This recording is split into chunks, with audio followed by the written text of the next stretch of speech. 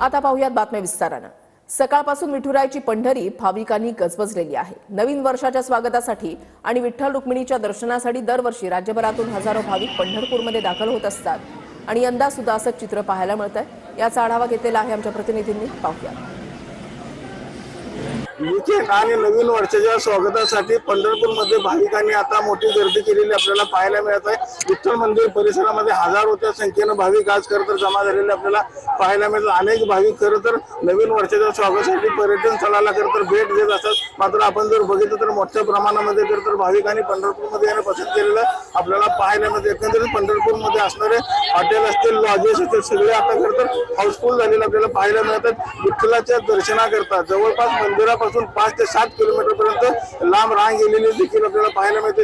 एकंदरीत विठ्ठल मंदिर प्रशासनाने देखील भाविकांकरता चोख अशी व्यवस्था देखील भाविकांकरता केलेली आपल्याला पाहायला मिळते। आज विठ्ठल दर्शनाकरता 8 ते 10 तासाचा खरं तर कालावधी लागत आहे। विठ्ठल मंदिर परिसरातून जगदीश रवी लवेकर, TV9 मराठी।